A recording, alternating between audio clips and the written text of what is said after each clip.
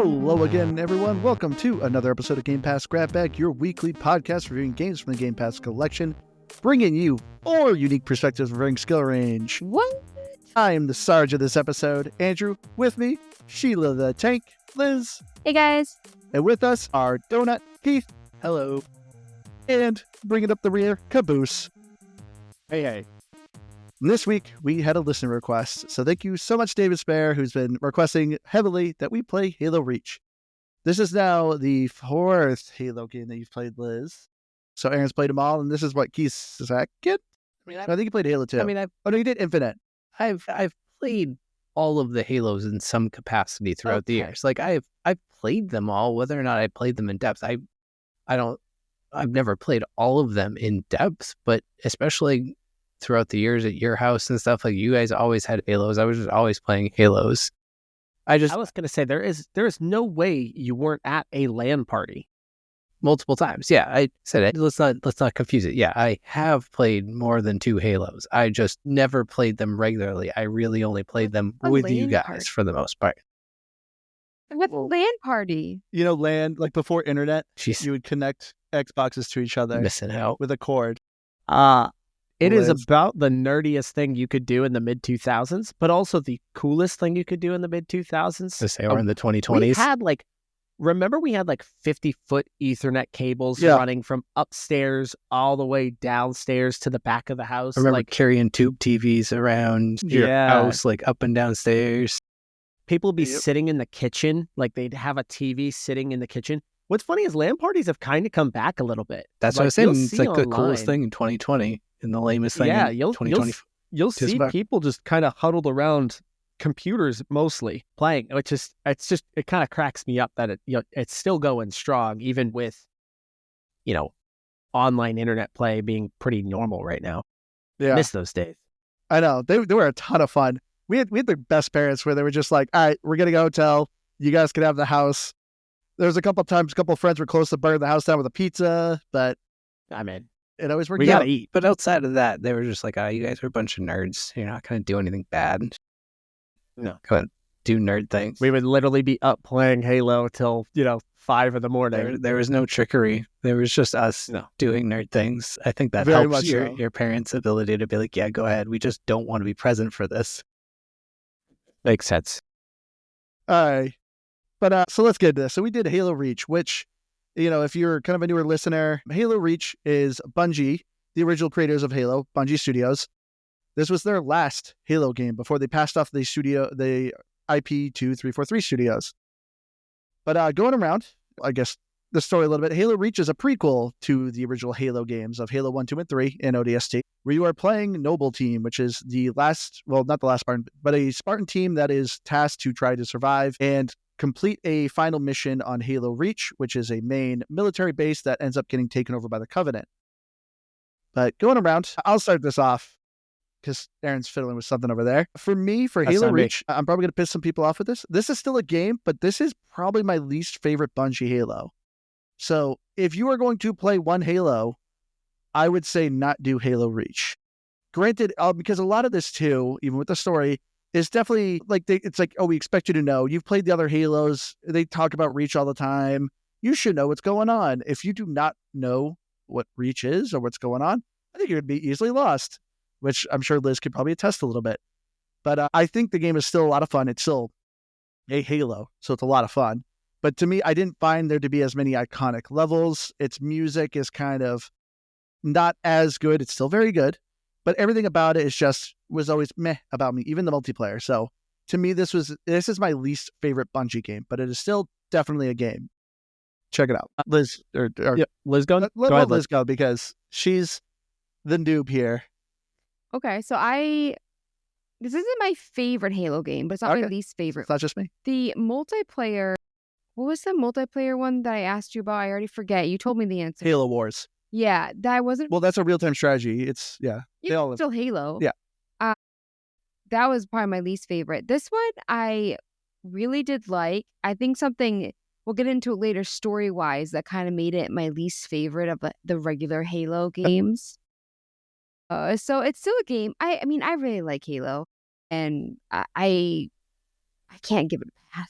But I did enjoy it. I played the whole thing. I love doing these games multiplayer because They're great co-op games. Yeah. I mean, we're gonna get into it more later, but I have to say, when I die and then get spawned back and I have full ammo, like, game.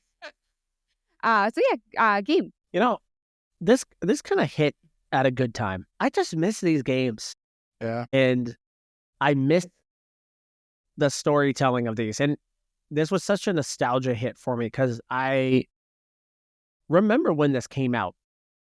And I remember playing this game, and I remember how cool this was that we were getting a prequel that really directly tied into the first Halo game. I had to do a little research today, though, because when I was playing it, I was trying to remember where was this in the timeline of Halo? Because I really couldn't remember. I kind of thought that this was between 2 and 3, but it wasn't. It was actually after. So I was like, okay. So Wait, when it launched or the story?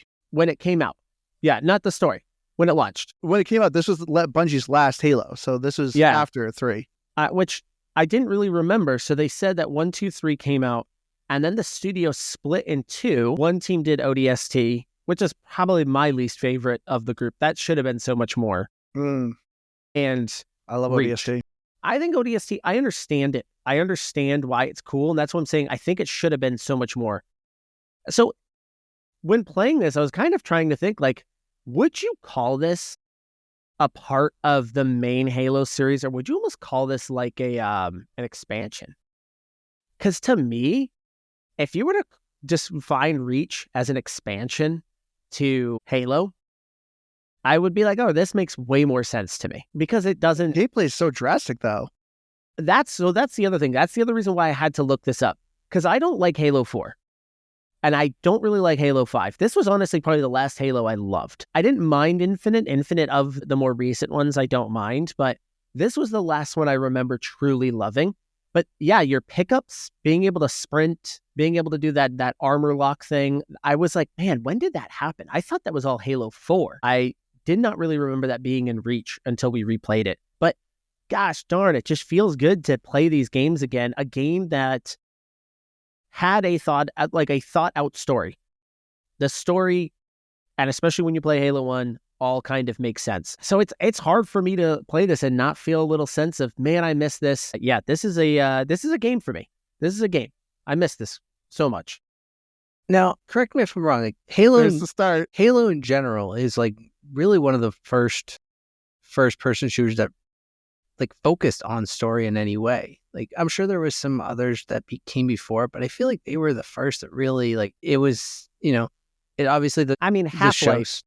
Okay. Some would argue like Half-Life was more story driven, and that came out before Halo. Okay. But either way, like I guess too, I'm thinking just especially like these like war style anything. But I guess like I think the biggest thing for me is that, as I said, I have played probably all of the Halos at some point throughout the years in some capacity. Now, to that point, I don't think I could truly differentiate aside from graphically where I stand in a Halo timeline. I know there's some that I can sprint. I know that there's some that I can't sprint.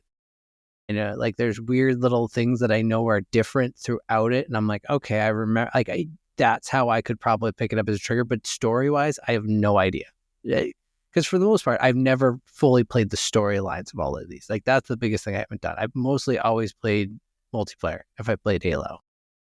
I didn't on this one. I was doing the story and I got it probably about halfway through it.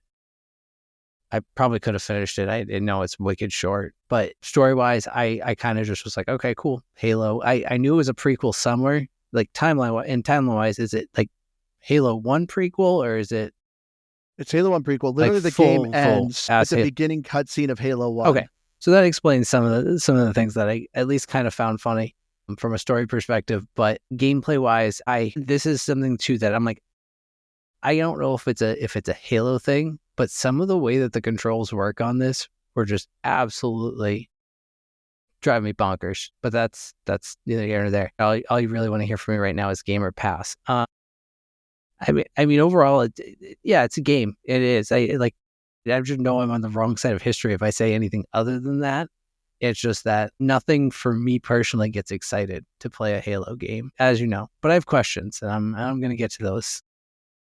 Well, starting to the story of this. So yeah, as I said, this is Bungie Studios' last attempt at the Halo series. You are playing Noble 6, which is a Spartan that is going into the Noble team. They lost their 6th member, so you are replacing some previous person. You don't know what happened to the previous Noble 6, but you are with this team, and then all of a sudden you start getting these weird messages. People are starting to go quiet. You start investigating, and you find out the Covenant are on Reach. As I said, Reach is a planet that is the main central military planet of all of humanity. So this is where the Spartans were born and raised and trained to be the soldiers that they are. So this is kind of the last bastion of all the Spartans, which is why, after this, in Halo 1, Master Chief is told that he's the last surviving Spartan. But the story, starting off with the story, I hate prequels. I generally do not like them because you already know what's going to happen. And so because of that, I have so much more disconnect when it comes to a story in a prequel. Because literally, this game starts with seeing your helmet on the ground covered in like dirt and grass. So it's kind of like, okay, so I have an idea what's going to happen at the end of this game. So the whole entire time, I'm just like, I know not to get too attached to these people because I'm like, I know what happens here. So this is why my first kind of complaint of compared to the other Halos. The story is good. I like the characters. The characters are still good with what's going on. But for me, it's just, I don't like prequels.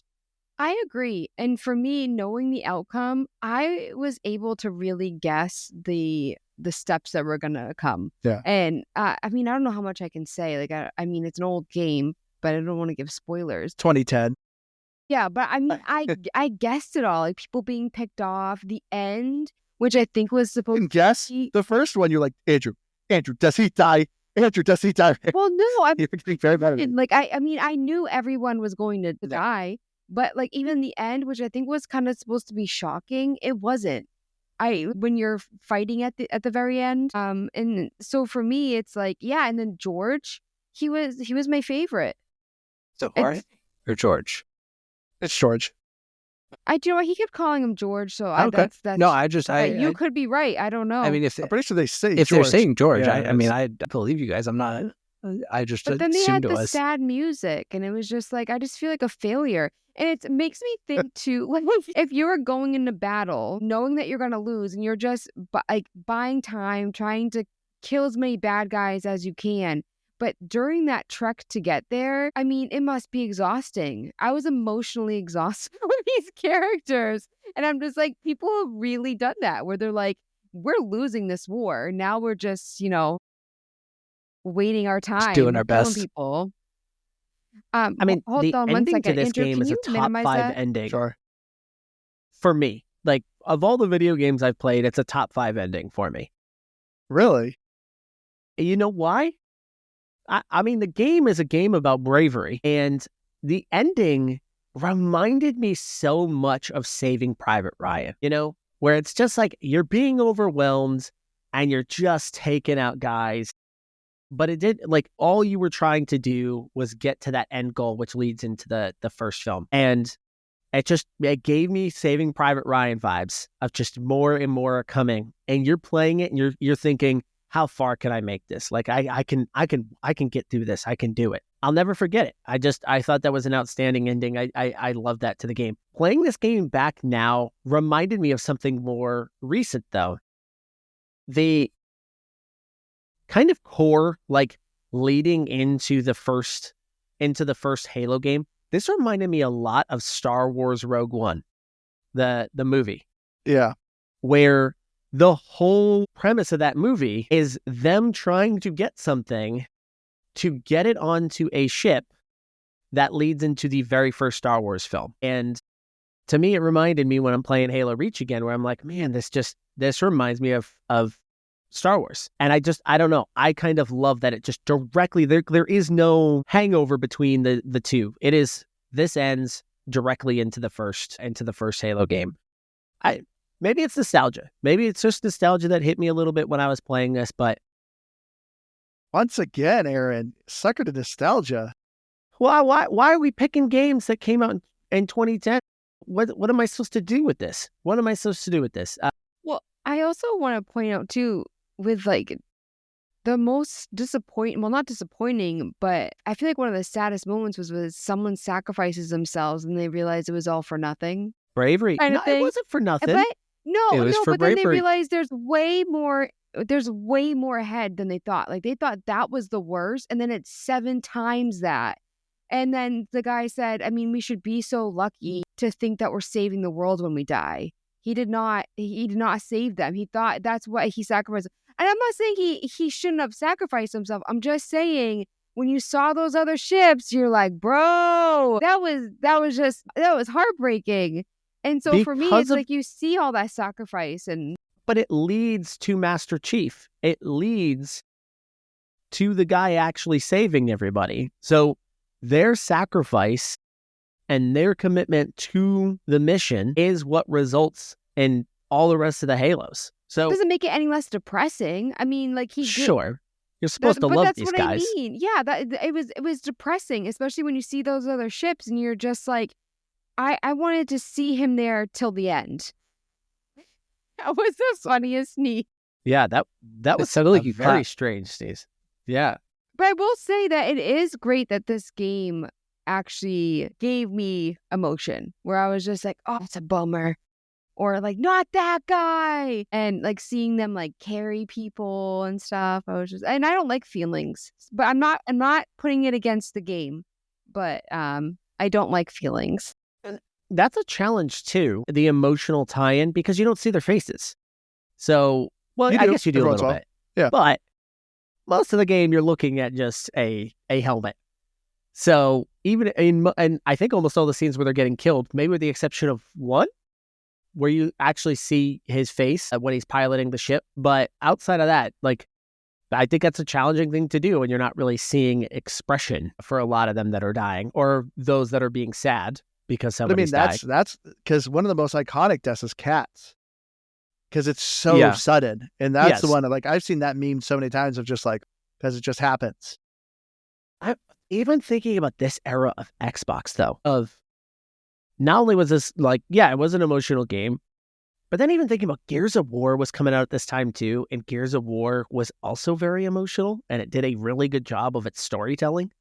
It was such a core piece of it, and I feel like we've lost this. Like, I feel like this era just doesn't really exist anymore. I think you still get great storytelling, but great storytelling with kind of just dudes being dudes. Because outside of Cat, like, there aren't a lot of female characters in Halo either. So I just feel like this era's gone. It's that, and I think the biggest storytelling games now, they're either like ARPGs or they're just like some like JRPG, RPG in some capacity. There's not a lot of... I feel like indie games are what's... No, I get that, but that for sure. But like, you just don't see a lot of... Again, like I was saying, like, I think Halo was the first, and I know like the Call of Duty games have one, and actually this Call of Duty game we talked about, it has a very good story, but I just don't think that there's so many games, especially at least in the first person genre, that really go heavy in it, like on the importance of the story. And at this point, Halo's so huge too of a story, but like I think that's part of what makes it the core for Halo. Yeah, I mean, I don't know what more to add to the story.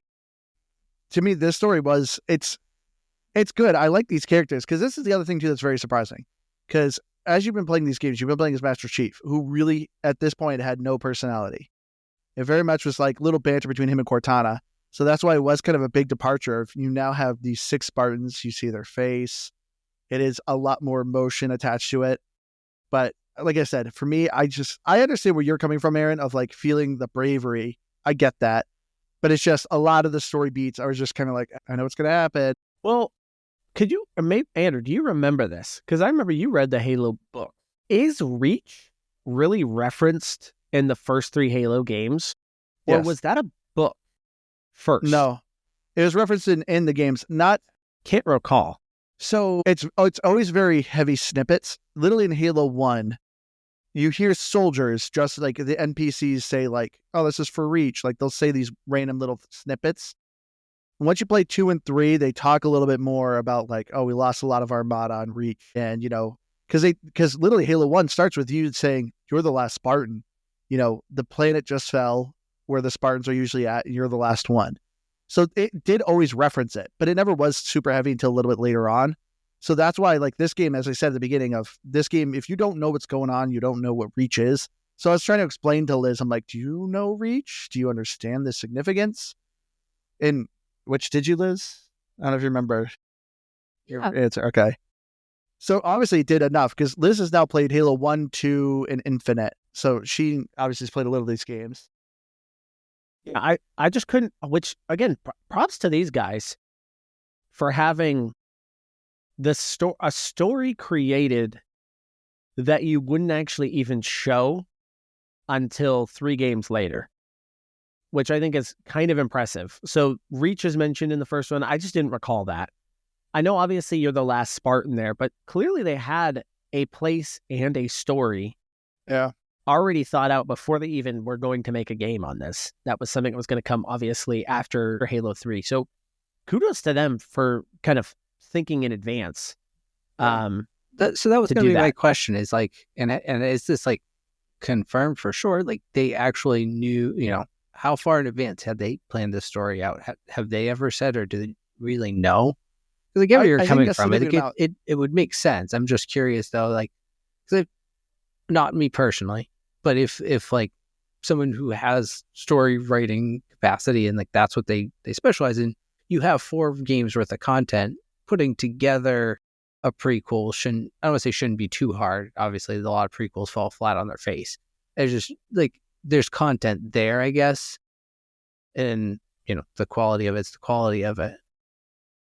Well, they mostly had a main writer, which was Joseph Staten. Okay, so he more or less had an idea in his head of the very which was why it was big. He eventually joined halfway through on Halo Infinite, because when Halo Infinite first was like revealed and was kind of put on hold for like 2-3 more years, that's when Joseph Staten went in, and that's when people were like, oh, like the OG guy's here, he's gonna fix things a little bit better. But I mean, most of the books were wrote by Eric Nyland, but it was also, I think, still co-wrote by Joseph Staten. But yeah, he was mostly the main story guy. So I think that's why this game has been actually have a cohesive story, because it's mostly been one, like same handful of writers. I also wanted to double check with you, make sure I understand this right. So you told me that the voice of Cortana is the voice... Cortana is the voice of... I like the accent. Cortana. Well, she said Katana. Oh, I said Katana. You said Katana first. From Mortal Kombat? Yeah. She heard the voice... That's Katara. Close. Anyway, sorry. I'm just getting everything wrong. I don't know. She is the voice of what you call a necessary evil. I just call her evil because she is. But that's the voice of her. Yeah. I feel like that ruined... Like, I'm glad that I played this one after the other ones, because she ruins the voice of Cortana for me. Well, it's most... her backstory and stuff, I'm just like... Yeah, you see, you're talking about Dr. Halsey. She's the scientist who created the Spartans. Who kidnapped children and then tortured them. Yeah. Yeah. Now I listen to Cortana and I'm just like, oh, I just want to slap her. Liz said she was going to read the Halo books, because I have First Strike, The Flood, and The Fall of Reach, and then I have Ghost of Onyx and Harvest. So Liz said she would actually start reading these books. So I have to finish Dune first, and then I might read more of the Dune books. I'm on the first one, and then maybe go to Halo. The Halo books are pretty quick. I'm not a reader, and I read them in like 2 days. Yeah, I kind of remember them not being like too hefty. Yeah, I think you would easily read in a day or 2. That's fair. But I just have to ask a quick question. What did you correct, Liz, about the name of the Mortal Kombat character? What did you say it was? And it was it Katara? You said it is Katara and that Liz is wrong? Yeah. No, it's Katana. It's definitely... I thought it was Katana. So I just want to make sure that you in your face. You took a pause to try to correct Liz, and you were that was out. a useful thing to look up. That was actually good. Yeah, and you know what? I played Mortal Kombat a ton as a kid and also as an adult, and I know a thing or two. You embarrassed me on the podcast, Liz. Good job. This is the thing. Whenever I say something, Andrew's just like, no, that's not right. And can I She accepts it. feel that 99% of the time that he makes the decision to say, no, you're wrong, he is wrong, 99% of the time, and he does it every day. Cran Magnet. And I just want to throw that out there, because Well, I've been drinking. all the time you're like, no, that person wasn't in that movie. And then I'm like, here, play the movie. And he's in there. You just love to say no. You got your opportunity. You got to booyah him right here. And now this is for everyone to hear for the rest of time. I edit this podcast. I'm deleting that. Yeah, okay. Yeah, well, That's the great someone's thing. I can listening delete out all there, this. and they're going to hear, who is Katara? Why did he say that with such confidence? But anyway, let's get to the gameplay. So as I said, even for the gameplay, I felt like to me this was a little bit short. It's still very much the Halo. You carry 2 guns, left. You have your grenades with quick left trigger. But when it comes to this gameplay, to me, I found the AI to be a bit more annoying in this one.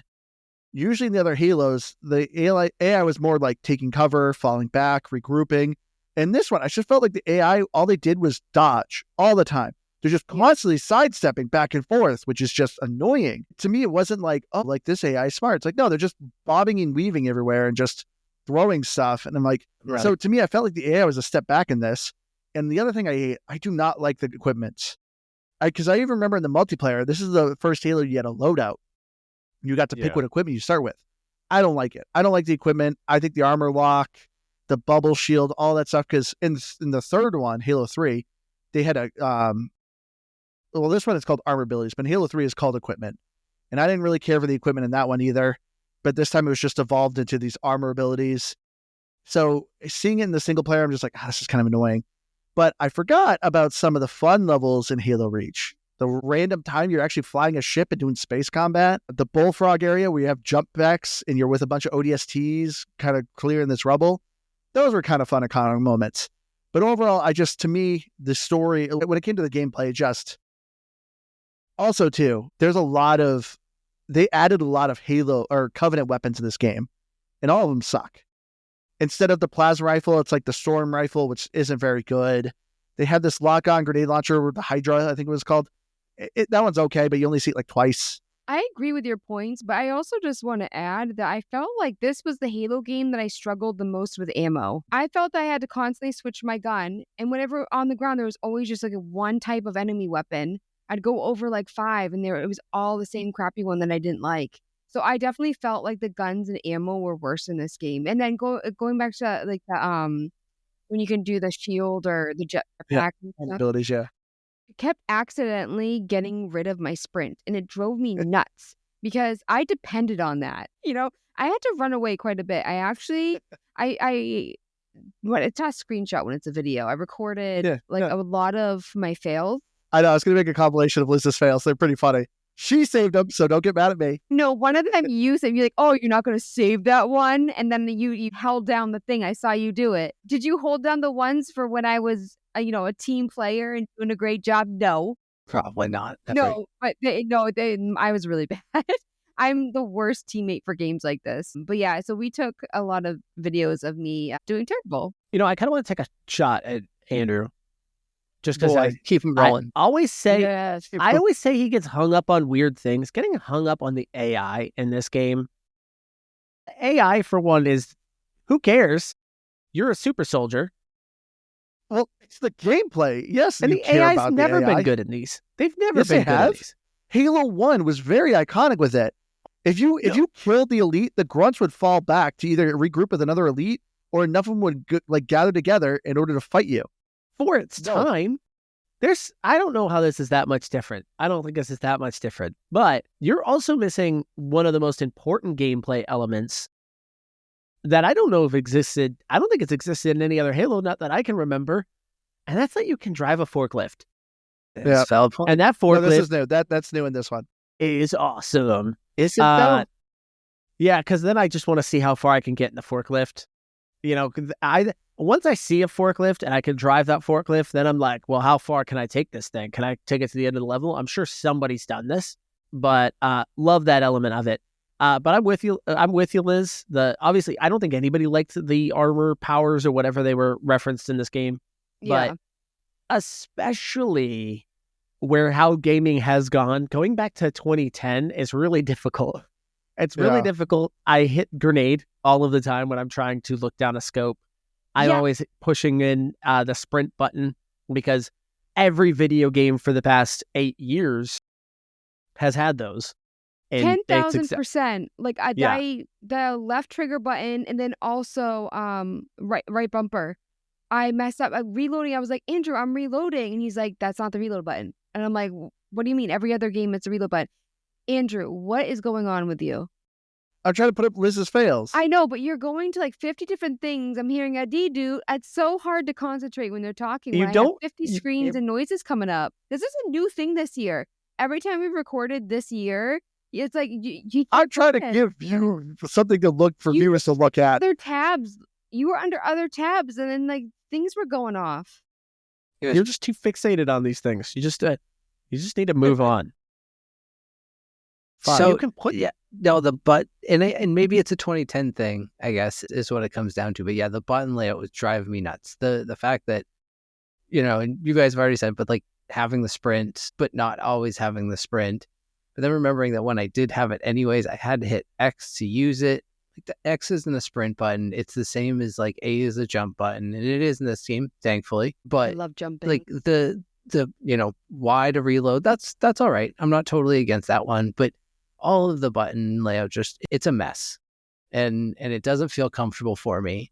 And I think that's part of where I'm just like, there's nothing wrong with the game. I'm just like, I don't ever feel comfortable. We do playing have this. the ability to switch the controller And this layout. is and I was gonna say this is None of us probably a did. weird thing to do. None of us did though. I meant to actually point out that like I probably should have tried this and didn't. But then then it got brought up and I was like, well, now I'm in. I'm just jumping in. I Well, hated that. Let me explain. Hold on 1 second, Andrew. You didn't tell me that you could switch the controls. You had zero sympathy for me when I kept throwing grenades. You do this podcast and everything bad. about options. What? I'm going to agree with you, Andrew, but I've also like, you're married to Liz. So Liz. Okay, DJ. I Did you accept really your think that fault. she was going to look at the options? This is like still why and Liz will openly call herself the noob on the podcast. Because despite years of playing, she just doesn't. And I'm not trying to insult you, Liz, by the way. I don't like looking at options. Really, I'd like to see you actually try to insult her. Like options and things like aren't natural instinct for her to like look at and all of that. So yes, you do still have to tell her. Wait Because till she's a you need woman? help, Is that Andrew. what you're I'm gonna be implying, like, Keith? You know what? No, but because Whoa, you know Keith. monster. it has nothing to do with that. It has everything to do with who she is as a person. A woman? Yes. My gosh. Disgusting. Well, all right, let me explain.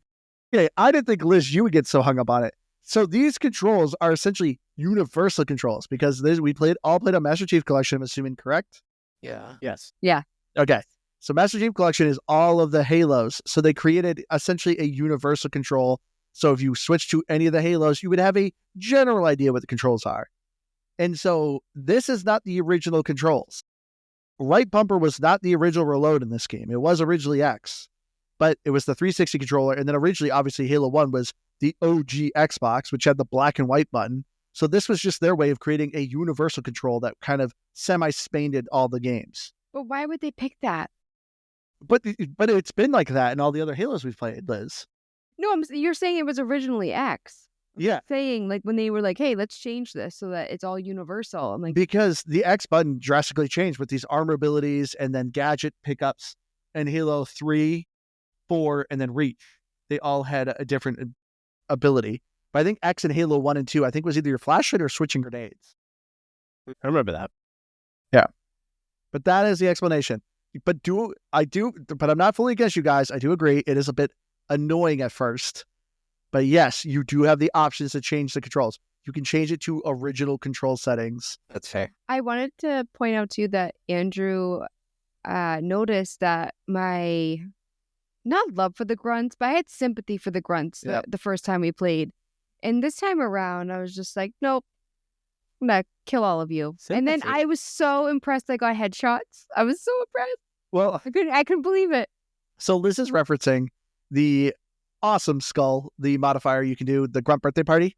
Oh, yeah. I remember I put on Classic. in Halo 1 and Liz felt terrible. She's like, why are children cheering that I'm shooting these guys in the head?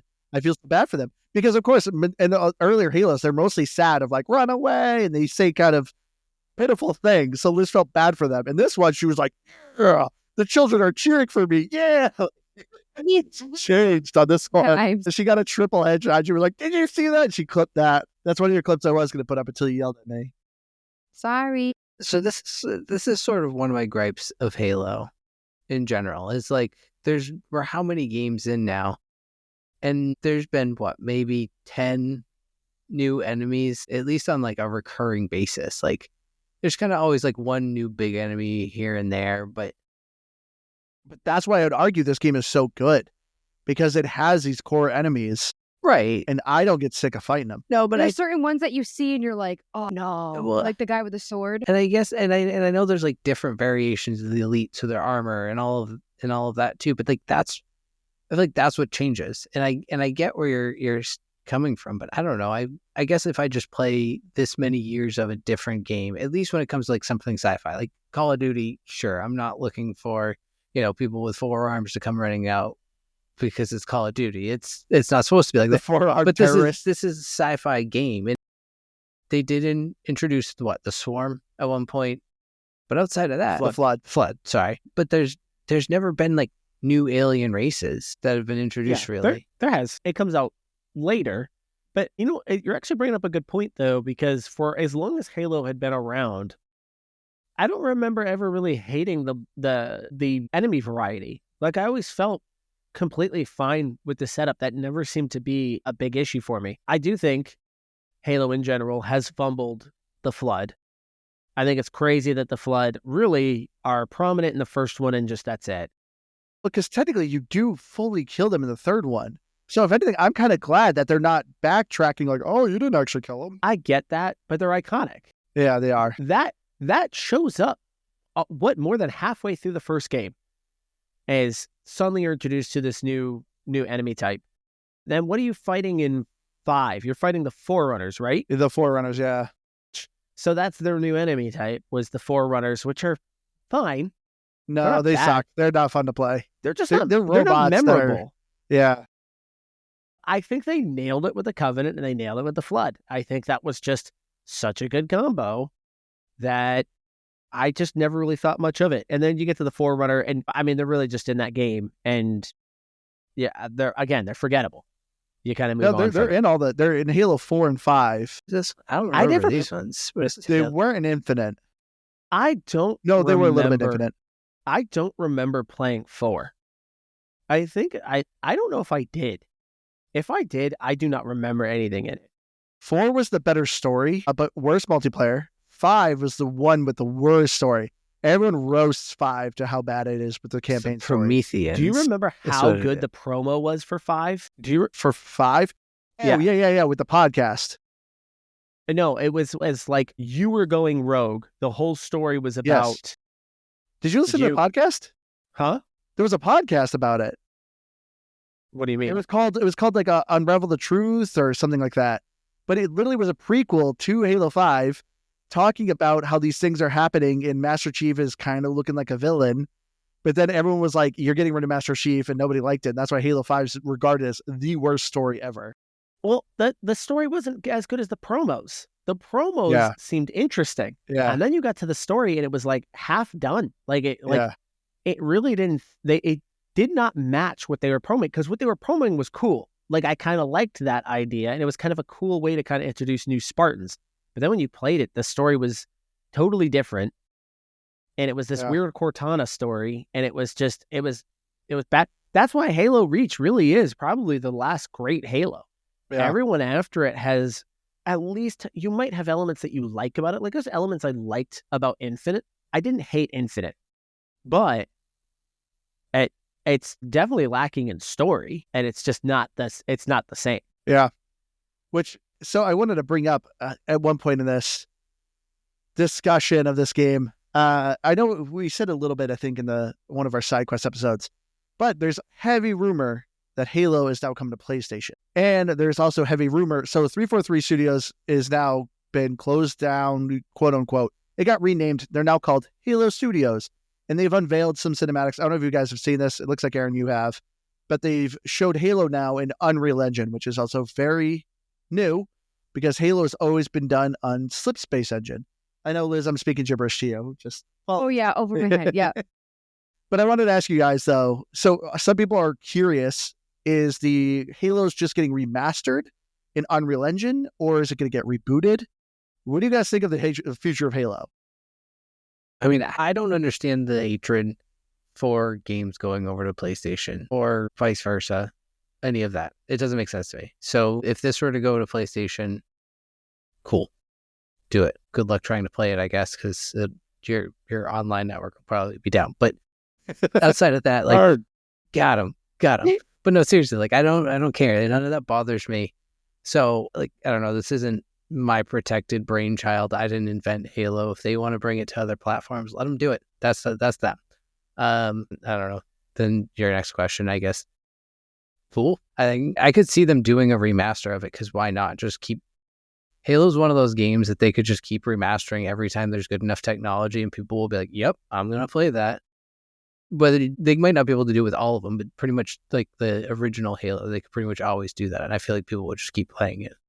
What about a reboot? Would you be interested in a reboot? When you say reboot, I guess, like, what do you Like mean? starting the story over, like they'd probably change some things with the story. So, like, still Master Chief, but you get to see his butt more? Maybe. He's bringing up the TV show. How have we not talked about the show? I know, we're like 45 minutes in. Had to do it. But I guess, like, I don't know. It wouldn't bother me at all. I don't know if it would excite me more either. I think it would just be like okay, another Halo. I'll probably play a little bit of it at some point, and that's about it. Yeah, okay. So as far as Halo going to other platforms, I have no problem with this for a few reasons. And again, everybody can kind of have their own thoughts on this. To me, the better value is still to have an Xbox and to play Game Pass. I like getting the games on day one. I like the fact that I just play one flat rate and they're available there day one. I like that. So I still wouldn't go to PlayStation because I don't have that access. So to me, that's what matters the most. And if selling these games at full price to another platform, which will then just make sure that more of these games get made in the future, I'm all for it. So I have no issues with it. I kind of like that they seem to be kind of timed. Who knows if that's always going to be the case, but we got to play through Indiana Jones. Eventually, PlayStation, I think, is going to get that in April. I think. They just In the said spring. Yeah. But hey, you know what? It's a great game. And if they're going to go pay $60 to go play that game, then by all means, you'll just support that studio for the future. And we've already gotten to play it. So what do I care? What do I think will happen with Halo moving forward? What I think will happen, judging by the brief snippet that they gave when they went to Halo Studios, it looks like the Unreal Engine 5 stuff is future. They showed a new planet. They showed new visuals. My guess is that moving forward, Unreal Engine 5 will just be what the new Halos are on. I can't imagine them going back and redoing what they've already redone, because the Master Chief Collection is a remaster. Well, it's a remaster, but what about a reboot? I can't imagine them going back and doing a full reboot at this point. Well, I can't imagine people would be happy with that. If you're bringing in the last part in there, like, who else are they going to go with? Just kidding. There was also one. Would be just, you would make Halo 1 all over again. Yeah. But I mean, it makes sense. So if you're putting PlayStation people in now, they obviously haven't been playing these Halo games. Yeah, but I think I could see Master Chief Collection just going straight. Yeah, that would be what would make sense to me. As well. Especially at this point, like, they're not going to individually drop the different Halos at this point. They're just going to give Master Chief Collection and then potentially any future ones. I guess I would say for the future, as far as any future games, like Aaron was saying, like, is Master Chief out at this point? It wouldn't be Master Chief. It would be like, they tried to get rid of him in Halo 5 and people were not happy. And I guess that's the thing is like, it's, I know people will be mad, but at this point, like, at some point you got to just go a different direction, right? Or I don't know, maybe you don't, because Doom is always Doom guy. Yeah. So Doomslayer, yeah. I feel like just make something else. I mean, for me, if Master Chief isn't a part of it, I mean, it's not really Halo to me. Like, I felt like with Halo Reach, that's kind of how I felt, where it's like, I get that it's, the prequel and he's in that universe and stuff, but I mean, Master Chief makes Halo, and ODST was another one that wasn't Master Chief too, right? Correct, yeah. You could. And this is where I kind of have like an issue with storytelling. And mostly the fans of these, because you could move on from Master Chief. You've told stories. You've told an ODST story. You've made Halo War games. And there is more to the universe you can do there that does not necessarily have to have Master Chief. I think the fans, probably you're right, Andrew, would just be pissed off about it and revolt. But I think it's possible. I think Reach still feels like Halo to me. It doesn't not feel like Halo. And if I'm being frankly honest here, Master Chief is probably one of the most boring protagonists we've had in a video game. In fact, the only reason he's relatively interesting is mostly because of Cortana. Yeah, which that's the one they killed. Cortana, yeah. is gone. Cortana playing off of Master Chief, because Master Chief is kind of a blank slate of zero emotion. He is pure, I'm here for a job, I'm here for a mission, where Cortana is usually the emotional draw to him. She's the one that's prodding and bringing up questions. And so to me, actually, Master Chief is, he's Master Chief, obviously he's iconic, but as far as it goes for emotional storytelling, he's probably the least interesting of everybody. Including the Arbiter. The Arbiter was more interesting in Halo 2 than Master Chief was. Like, he actually had a compelling and interesting story. Because he was, like, screwed over, wasn't he? Yeah. Yeah, his story was great with the Covenant. But I also think whenever there's a reboot, or whether it's games or TV, they try to branch off and do new characters. 99% of the time, it sucks. Yes. And so for me, I'm like, yeah, it can go forward with other characters, getting rid of Master Chief, but they're probably going to do a terrible job. And it's nothing to do with the universe. It's just because I feel like history has shown that it's always like a money grab. They never do a good job. And so I would be very wary of a new game, especially without Master Chief. And it might be good, but look at the Halo TV series. It's going to be like that. It's not going to be the same. It's not going to have the same feel. It's going to be different, and if it's going to be different, just make something else. They're just going to add in all the Red First Blue characters. Watch the TV show. And they're just going to add in like actual Donut and Sarge and Caboose in the actual Halo series. You did get the names. I did. Yeah, I forgot to ask you. Did you get the names? It took me a minute. It was when you put Donut for me that I was like, oh, that's what it was. I didn't catch on at the Sarge and Caboose. I also want to point out real quick that Aaron, because I used to listen to your podcast, I feel like Aaron and I have very different views on movies, but also like storytelling in general with stuff like that. Because I feel like always... Yeah, Maddie, you're doing your podcast there. I did not say who is right and who is wrong. I'm just saying I would listen to it and you'd have a take on a movie and I'd be like, no, he didn't. Or I'd be like that movie's fantastic. Or like, oh, game night. That's it. Andrew agrees with you with like Muppet Christmas. It's like, no, Scrooge is the best one. I just like, so I also think it's interesting. I feel like on the podcast, so with games, I feel like we agree a lot on whether it's a game or a pass. Yeah, I can obviously go down many different paths when it comes to movies, but again, you do make a good point though, and that in most cases when they do this reboot, the reboot just sucks. Everything right now, if we're looking at the track record, 343 has not been good with Halo. They just haven't. Since Bungie left and 343 has been in charge. Their best was Infinite. It's been dicey at best. Yeah. So now with this complete, obviously they got rid of Bonnie. Yeah. She was in charge of 343. And yeah, she should have been gone a long time ago. Honestly, she should have been gone before Infinite, but I think lying about all the features coming to Infinite that just never showed up was just, she had to go. So with Bonnie gone, the question is, obviously they rebrand because it was smart. You have to get away from 343. So now they're Halo Studios. But it's still a huge question mark on what these guys are capable of. Because all we know at this point is Unreal Engine 5. That's all we really know. But we have nothing to go off of on story-wise. Where it's left in Infinite is like, well, what else are you going to do? What else can you honestly do at this point?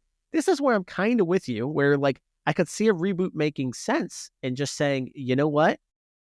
Halo Studios is going to be a fresh start. We're going to restart the series and we're going to take off of the lore that we've enjoyed. We're still going to include all of that stuff, but we're going to have a trajectory on where we want to go with this thing kind of built into it. So there is a part where you're like, okay, but do I trust these guys? I don't know. I have no clue. This is a blank slate now because this will technically be the third studio to man the Halo series. So I don't know. But how many studios have taken over Call of Duty over the years? And maybe it's because it's not as cohesive that it doesn't matter as much. It is now. Now, True. Well, that's, I mean, the last that's few because of years, it. they've They've yeah, shrunk they it have down. like a Call of Duty world, and the characters all kind of relate, and the games are all kind of connected to different. But it's stupid. It's mostly But and it's because there's a different studio for every game. Where this one should work in theory, because Halo Studios is in charge of all Halo games. So in theory, you should be able to create a cohesive story that would run through all of these games and should work. But I mean, it hasn't happened to this point. So my take, real quick, since we're obviously kind of running out of time, I'm a little upset that it's going to PlayStation. If it is, I guess it's not 100% confirmed. Just because it's the old curmudgeon in me, Halo was always Xbox. Master Chief was always the mascot of Xbox. So that part of me is kind of like, this sucks. I don't like it. But this is clearly an old person problem. Kids these days don't care. Kids these days are playing Fortnite. They don't care where it's at. They're playing Minecraft. They don't care where it's at. It can be on mobile. It can be on anything. They don't care. Like, this whole console war thing is definitely an older generation thing. And I'm part of it. And that's like the And old that's part of me why is I'm like, okay this with it. sucks. But the other part of me is with you guys where I'm like, hey, if they're funding the studio, great. I don't care. More people to play with online, whatever. But it is just growing up. This was Xbox, was Halo, which that part of me just kind of makes me sad. But I really hope they don't do a reboot, because I agree with you, Liz. Anytime there's like a reboot, this studio just has not been doing well. And Joseph Staten left Halo. And I think it went to like a Netflix game or something like that, which I think already got closed down. So they already have a new studio. Like, they don't have writers. They don't have good writers, or at least writers that have proved We themselves. don't know that. You're speculating. Yeah, speculation. But I agree with you. I'm glad they got rid of Bonnie. Well, she retired. But because literally, as far as the story's gone, as sort of 343 has taken over with any of the media. Not even just this Halo TV show, but they've done multiple TV shows, haven't been good. They had one TV show that was decent, and that was not the Pillar of Autumn. It was named after a ship. I'm drawing a blank on it, but it was only like it was a miniseries, like 3 or 4 episodes. That one was decent. Not great, but decent. So that's why I'm like, I hope they don't do a reboot. I think it will be moving forward. Halo Infinite was supposed to be kind of a soft reboot. It was supposed to be like, oh, yes, you are playing Master Chief, but it's this whole new story of you going against the Banished, not the Covenant. So it's still kind of in the universe, but it already sounds like that got canned, because there's supposed to be story DLC, and that's all been canned. So I feel like there might be another reboot. And that's why it wouldn't surprise me if they tried starting over again. They don't. But yeah. Yeah, But I mean, oh, go ahead, Aaron. something's got to happen. Yeah. I think everything, I mean, Infinite fell flat. It still blows my mind how good that multiplayer was when it launched. Yeah. And the complete lack of support they had for it. It was one of those games that, like, it was super fun, but there was about enough fun for like a week. And then after that, you're like, well, wait, what's next? And there was just nothing. And that game didn't launch with split screen co-op. Heck, it didn't launch with co-op at all. That came later. And I think it lost its audience so quick. I don't think they could have possibly stuck with that thing any longer. Yeah. Which everyone kept saying it was the Slip Space engine. But to me, it was the story. The story was good, Yep. but it wasn't great. No, it didn't push anything. It wasn't iconic. It didn't push anything forward. But just kind of like the last thing there, Andrew, you had kind of mentioned it going to PlayStation. Who's the guy over at IGN, the Xbox guy? Not Destin. Ryan McCaffrey. Ryan McCaffrey. He posted on X today, and I think it's kind of funny. He said in 2025, it's something like, it'd be really funny if Xbox launched more games on PlayStation than Sony launched on PlayStation. I mean, it's going to happen. Looking at the map, that could be a reality, that PlayStation Studios are going to launch Xbox less games on PlayStation. It's just a console company. They're not a game development company. That's what I've been told. So why would they launch more games on Sony than Sony does? I've been told they're not a game development company. Well, they're just a console maker. Well, they can say that to Forza Horizon 5, which they'll be getting here very soon. I can't wait for Forza Horizon. I know. But anyway, back to Halo Reach. We'll go real quick over these. Graphics. So I said, this game came out in 2010. I got to say, these graphics hold up very well. Yeah, This game, not bad. as far as I saw, was not touched up. Thought of Keith with the teeth, though. Really? Yeah, What teeth do you see? I didn't. was I it the personally teeth? didn't catch any. I know there is a couple scenes where they don't have their helmets on, but I didn't notice it. Yeah. Okay, never mind. But I noticed appreciate the that, Liz, water 'cause- because The teeth look at you every time. Yep. Well, I actually liked the water in one of the scenes. Yeah. And I was thinking for 2010, I thought it was really good. I didn't check out the water the rest of the game, but it was like murky, and I also like when you actually went through bushes, the leaves moved and stuff, and the emus jumping out at you or I whatever punched they a are. couple. I did too. I immediately punched one. But yeah, I gotta say the graphics overall are very good. Yeah, like I actually ended up clouding Vistas were the game because I didn't feel like finding space to download all of the Master Chief Collection, so I just ended up clouding it. And there was like a weird, and it was purely because of the playing it on cloud. Like it would just randomly do this like overscan of the screen from time to time, and that was kind of annoying because it would like take a second to like catch back up and then go back to a decent resolution. And I think even when it's running perfectly, it doesn't run on perfect resolution anyways. But yeah, but that said, like there was nothing about it that I like was trying to justify that, like aside from that overscan thing. There was nothing that I'm like, it's because I'm running this on cloud. That's why that looks as bad as it does. So I think that's actually pretty impressive feat. I do want to take a shot at you though, Andrew. Andrew Like Dick. Keith, Yeah. well, at the very beginning, he's like, "Oh, the music was fine." It's Marty O'Donnell. It's the guy that does Yes, the it's iconic the same music to people. all of them. yes. So what's Okay, the problem okay. with it? Okay, getting into the music, right into this. So clearly, I have it on Spotify. You can tell this soundtrack is just it's not bad. Okay, I'm saying that it's not bad, but it's definitely to me the weakest of the Halos. It still has some fantastic soundtracks because when you look at Spotify here, 8 million views, 5 million views, but then you get 1 million. Then 3 songs that don't even crack a million, and then a handful that only barely crack a million.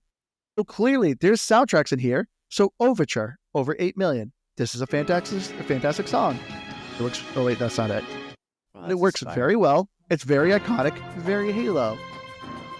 But there was a handful of songs, like I said, that don't even crack a million, that I remember playing this, and I'm like, this is just okay at best. Because then you look at the other Halos, and they have millions upon millions of I listens. think that has to do with the numbers of gameplay in those Halos, Yeah. and that Halo Sure. Reach is not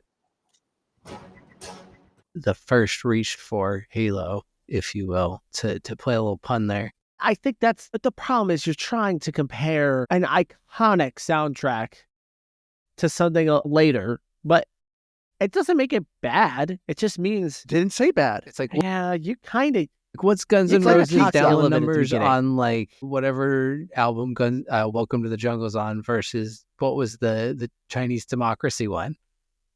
And I my think it's God. arguable the second was just completely That bad is- anyways. But okay. That's a bad example. maybe One it's just was because one's genuinely genuinely bad. But the point still remains. It's like one is like a true classic, and then the other is like, yeah, I mean, Get it? people who are Yeah. really into Guns N' Roses are gonna probably listen to that.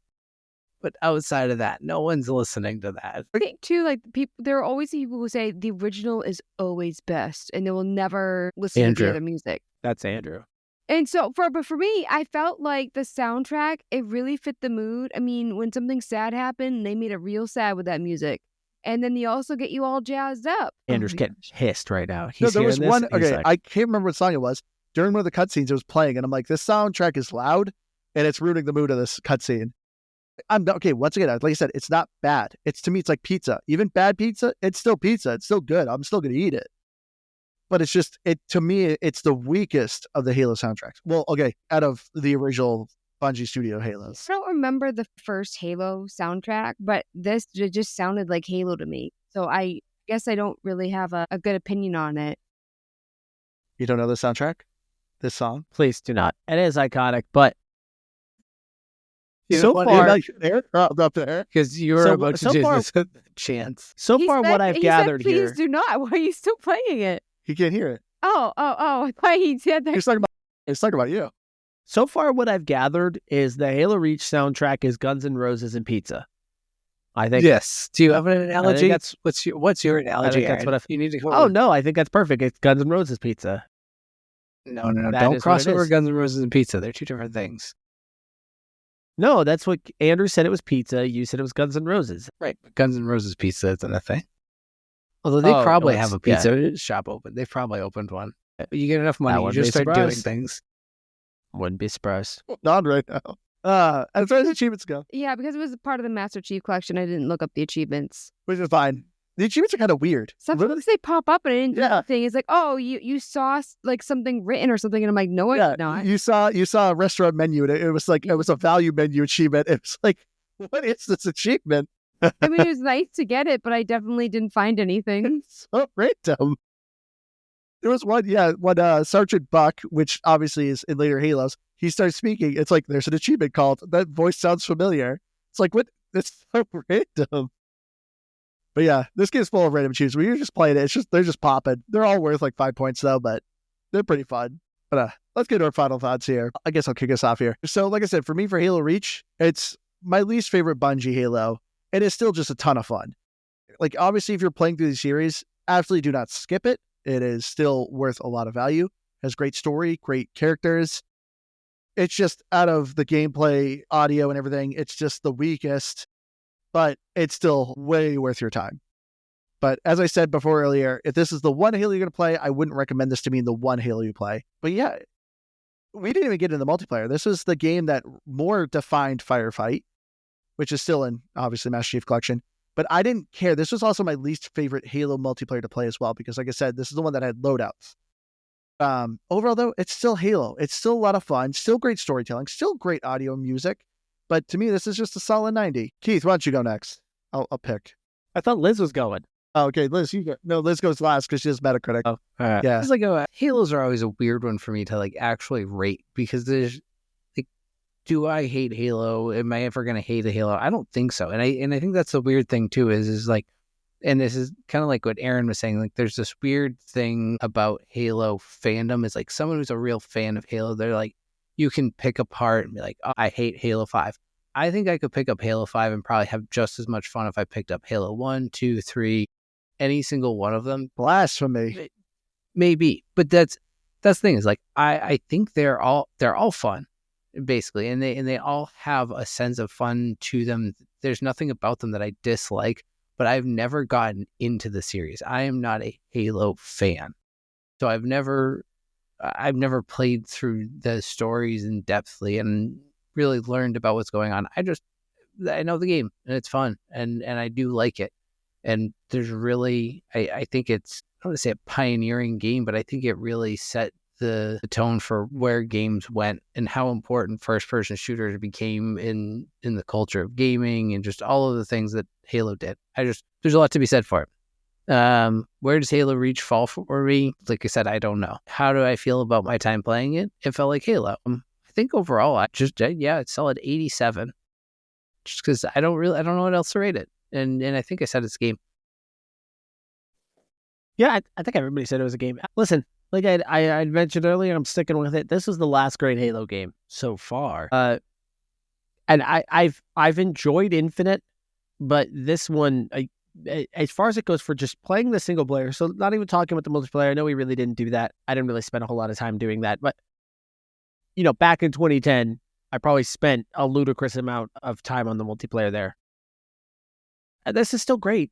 It's still great. It still feels like Halo. Though playing it again, though, did kind of make me feel like, all right, this feels more like an expansion than it does, where it adds some elements, but it's not necessarily groundbreaking anything. It still feels a lot like that kind of classic Halo. But it made me miss the old days. It made me think of how much fun it was to play a game that had a well thought out story.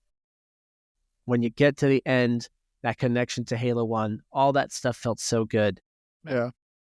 So here's to just open Halo Studios comes back and brings us back to those good old days, because I think that there's a space for it. I know live services kind of take over the space, but man, it felt good to play this game. I'm going to give this a 91. Okay. Yeah, I feel good with that.